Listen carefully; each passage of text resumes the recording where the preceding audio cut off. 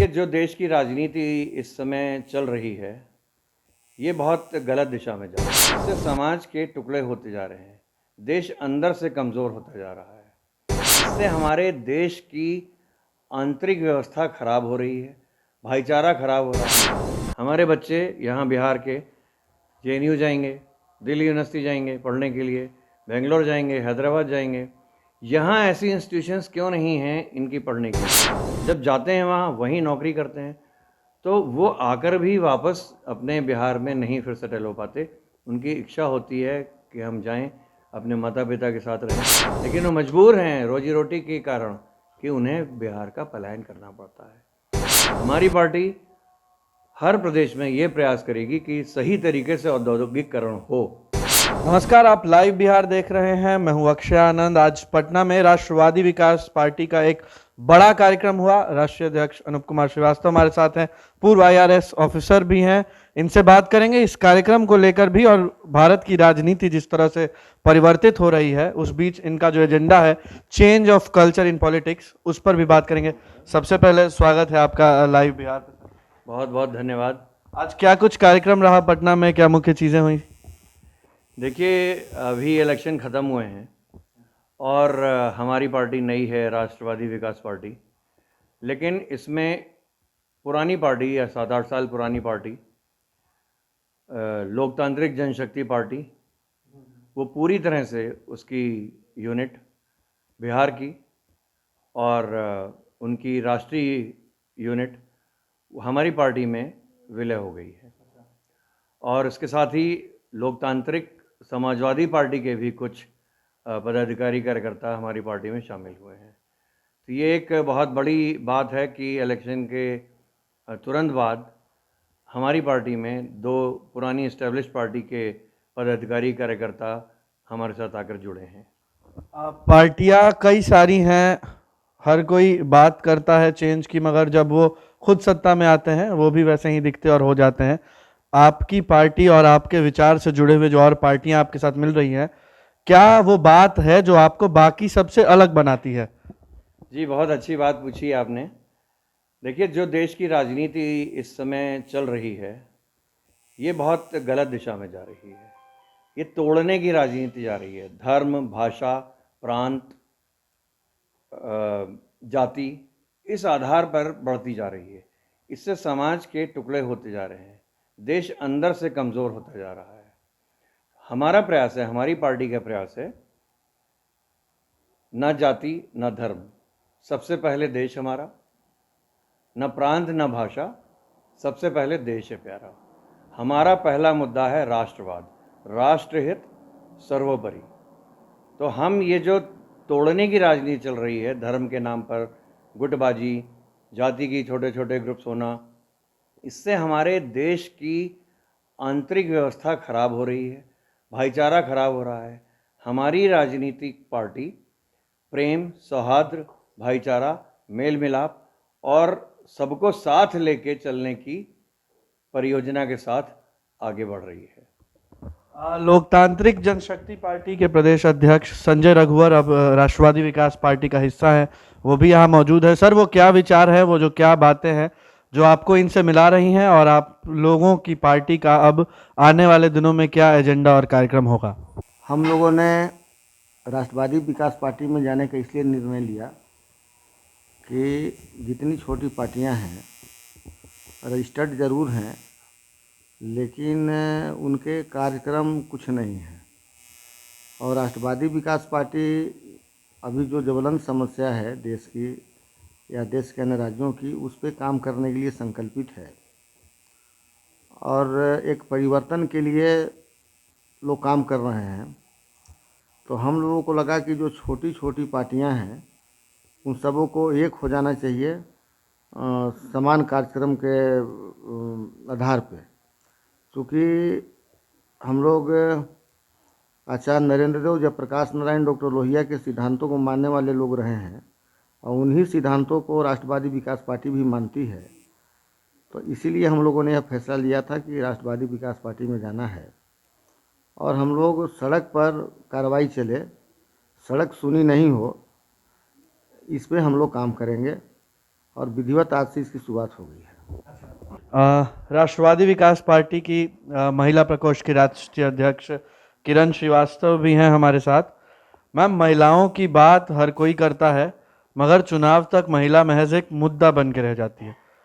मूलभूत मदद ना कोई पार्टी कर रही है और सरकार भी कुछ ऐसा ठोस कदम उठाती हुई नहीं दिखती। बातें खूब होती हैं, मगर धरातल पर जो स्थिति है वो सबके सामने है। आप लोगों का इसको लेकर एक क्या डिफरेंट विजन और एजेंडा है? महिलाओं को सशक्त करने के लिए राष्ट्रवादी विकास पार्टी पूरे नियम और कानून के साथ प्रपोज़ल लाएगी, जिसमें जब बच्ची का जन्म होता है उसी समय उसके नाम का एफडी बनेगा 20,000 का, और उसकी माता की पूरी देखभाल होगी। उसके बाद बच्ची को हमारे कार्यकर्ता, हमारी महिला विंग बराबर मिलती रहेंगी, देखते रहेंगे कि ठीक पालन पोषण हो रहा है या नहीं। और फिर जब बच्ची बड़ी हो जाती है तो उसकी स्कूलिंग, उसका जो यूनिफॉर्म, उसकी किताब कापी और उसको हर तरह के आने जाने की रास्ते की सुरक्षा देखेंगे।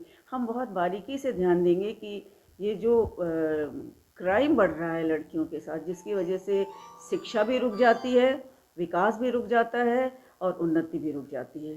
तो इन तीनों और हर तरह के जो असुरक्षा है, इन मुद्दों को ध्यान देंगे और उन पे हम योजना बना करके अपने सभी कार्यकर्ताओं को जोड़ के उसको दूर करेंगे।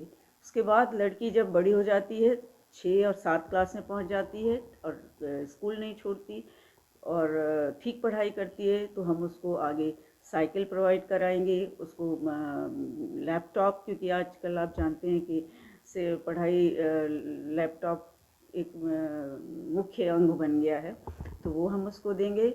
उसके बाद जब लड़की उच्च शिक्षा के लिए जाती है तो हम कोशिश करेंगे कि लड़कियों के लिए सीट रिजर्व हो, मेडिकल में, इंजीनियरिंग में, पुलिस डिपार्टमेंट में और हर सरकारी महकमे में, ताकि वो उनको एक भरोसा जागे कि पढ़ाई करने के बाद हमारी शादी हो जाएगी और हम घर भर में फंस के रह, ऐसा नहीं हो।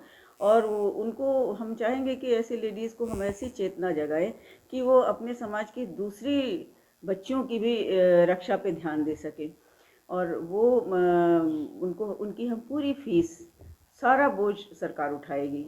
और उच्च शिक्षा प्राप्त करने के बाद उनका प्लेसमेंट, जो सबसे ज़रूरी है कि उनको सही जगह मिले समाज में, उनको प्लेसमेंट का हम पूरा ध्यान देंगे। और उसके बाद सिर्फ यहीं तक नहीं, जब लड़की या स्त्री वृद्ध हो जाती है तो ज़्यादातर बच्चे आजकल बाहर छोड़ के चले जाते हैं। उस समय हम अपने राष्ट्रवादी विकास पार्टी के सभी कार्यकर्ता को इतना सजग करेंगे कि वो उनसे मिलने जाएं और उनके हर तरह की समस्या का, दिनचर्या का ध्यान रखें, और साथ में हम उन्हें पेंशन भी देंगे। वैसे तो पेंशन फिक्स होगी, लेकिन उनकी आवश्यकता के अनुसार उसमें वृद्धि और उसमें सहयोग बढ़ाया जाएगा। तो ये हमारा पूरा उनका जन्म से लेकर मृत्यु तक उनको एक सुरक्षा घेरा देगी राष्ट्रवादी विकास पार्टी। अनूप जी, आप आईआरएस सर्विसेज से भी जुड़े रहे और इस विधानसभा चुनाव में भी और आने वाले बिहार के पंचायत चुनावों में भी हम ये देख रहे हैं कि चुनाव लड़ना बहुत महंगा होते जा रहा है। पॉलिटिक्स अब एक समाज सेवी, एक सोशल वर्कर के करने वाला काम नहीं है। बड़े बिजनेसमैन आइदर ब्लैक मनी के भरोसे या फिर अपने बिजनेस के भरोसे आ रहे हैं पॉलिटिक्स में और चुनाव में शामिल हो पा रहे हैं। एक आम आदमी ना लड़ पाता है ना जीत पाता है। इस कल्चर को रोका कैसे जाए, क्योंकि यह बेहद ही हानिकारक तो होने वाला है लोकतंत्र के लिए। बहुत अच्छी बात की आपने अक्षय जी, मेरे मन की बात की। बल्कि ये जो विषमता है, ये विषमता है कि डेमोक्रेटिक प्रोसेस पूंजीपतियों के हाथ में चला गया है। और आज की तारीख में अगर आप देखें, 2 विशेष पूंजीपति पूरी मशीनरी को कंट्रोल कर रहे हैं। मैं उनका नाम नहीं लूँगा इस समय आपके चैनल पे, लेकिन सब जानते हैं। फंडिंग, पारदर्शिता उसमें की गई, लेकिन उससे कोई लाभ नहीं हुआ। जब तक स्टेट मैनेज्ड इलेक्शन नहीं होगा, जो भी खर्चा करना है सबको बराबर, जो भी प्रत्याशी दे रहा है, और प्रत्येक प्रत्याशी को अधिकार होना चाहिए। जो फीस है वो भी बहुत हाई है, 10,000 20,000 ये जो फीस होती है, मिनिमम डिपॉजिट, ये बहुत ज़्यादा है, ये गरीब आदमी नहीं दे सकता, वो चाहे जितना पॉपुलर हो। और इलेक्शन के लिए जो मटेरियल है वो सबको उतना ही मिलना चाहिए। जब तक लेवल प्लेइंग फील्ड नहीं मिलेगी सारे उम्मीदवारों को, तब तक चुनाव सही तरीके से निष्पक्ष, स्वतंत्र और लोकतांत्रिक नहीं कहलाएगा। इसलिए एक जो इन्होंने निर्धारित की है सीमा, खर्चा होता ही है सरकार का, तो सरकार को ही साधन मुहैया कराने चाहिए प्रत्येक उम्मीदवार को, और अपना जो भी उम्मीदवार है उसके बाद जो भी उससे जीत के आता है उनके कमिटमेंट्स जो आपके मैनिफेस्टो हैं वो भी बाधित होने चाहिए। That should be legal document कि अगर उसने ऐसा नहीं किया जो उसने वादे किए थे तो क्या होगा, और उसे अपना प्रोग्राम समयबद्धित तरीके से करना चाहिए कि पहले साल, दूसरे साल, तीसरे साल में मैं क्या करूँगा। और अगर वो अपनी बातों को पूरा नहीं करता है फिर उसको चुनाव लड़ने का मौका नहीं देना चाहिए, वो चाहे हमारी पार्टी हो चाहे किसी दूसरी की पार्टी हो। दूसरा, जहाँ तक आर्थिक यहाँ पे विषमताओं की बात की, ये एक बहुत बड़ा मुद्दा है आज की तारीख में कि आज भी 73 साल के बाद भी आज़ादी के आर्थिक विषमता बढ़ी है। 80 करोड़ तो सरकारी ही अनुमानित मूल्यांक है उसका कि गरीब जिनको डिक्लेयर किया गया है।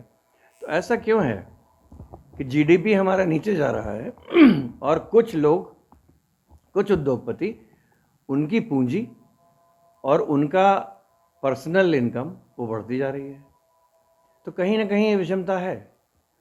तो इसको जब तक ठीक नहीं किया जाएगा, आर्थिक विषमता को, इस गरीबी और अमीरी के अंतर को दूर नहीं किया जाएगा, तो दोनों पहलू पे काम करने की आवश्यकता है।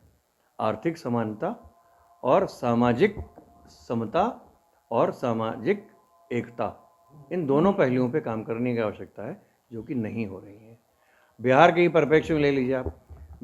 हमारा बिहार का भाई हरियाणा और पंजाब जाता है, वहाँ की फसल लहलाती है, वो एग्रीकल्चर रिच स्टेट है। महाराष्ट्र जाता है, कर्नाटका जाता है, आंध्र प्रदेश जाता है, वो इंडस्ट्रियलाइज स्टेट है। तो यहाँ का हमारा मजदूर भाई क्यों उसे जाने की, पलायन की ज़रूरत पड़ती है? हमारे बच्चे यहाँ बिहार के JNU जाएंगे, दिल्ली यूनिवर्सिटी जाएंगे पढ़ने के लिए, बेंगलोर जाएंगे, हैदराबाद जाएंगे। यहाँ ऐसी इंस्टीट्यूशंस क्यों नहीं हैं इनकी पढ़ने के लिए? जब जाते हैं वहाँ वहीं नौकरी करते हैं, तो वो आकर भी वापस अपने बिहार में नहीं फिर सेटल हो पाते। उनकी इच्छा होती है कि हम जाएं, अपने माता पिता के साथ रहें, लेकिन वो मजबूर हैं रोजी रोटी के कारण कि उन्हें बिहार का पलायन करना पड़ता है। हमारी पार्टी हर प्रदेश में ये प्रयास करेगी कि सही तरीके से औद्योगिकीकरण हो। और बिहार में बहुत रिच हैंडीक्राफ्ट है, बिहार की ज़मीन बहुत रिच है, बिहार का आदमी बहुत मेहनती है। निवेश यहाँ आने की आवश्यकता है, सही इंफ्रास्ट्रक्चर डेवलपमेंट की आवश्यकता है। ये जो हर साल 70 साल से बाढ़ का मार बिहार झेल रहा है, उसे ख़त्म करने की आवश्यकता है। वहाँ पर हमें हाइड्रो इलेक्ट्रिक जनरेशन की आवश्यकता है, जिससे बांध भी बन जाएं, पानी सबको दे दिया जाए और बिजली पूरे देश को दी जाए। तो ये सरकारें क्यों नहीं सोचती हैं? क्योंकि अब राजनीति, जो आपने शुरू में कहा, राजनीति सत्ता की है। राजनीति जब तक सेवा की नहीं होगी सुधार नहीं हो सकता। तो हमारा प्रयास ये है कि राजनीति को सेवा की ओर ले जाया जाए, जिससे कि सभी का जो सबका विकास और सबका साथ की बात है वो सच में साकार हो, केवल जुमला न रह जाए।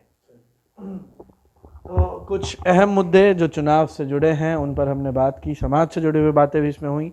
आपको ये वीडियो कैसा लगा कमेंट बॉक्स में बताएं। सब्सक्राइब ना किया तो सब्सक्राइब कर ले, फेसबुक पर फॉलो करें। कैमरे के पीछे आकाश है, आप सबका बहुत बहुत शुक्रिया। HS बिहार अब बन गया है लाइव बिहार।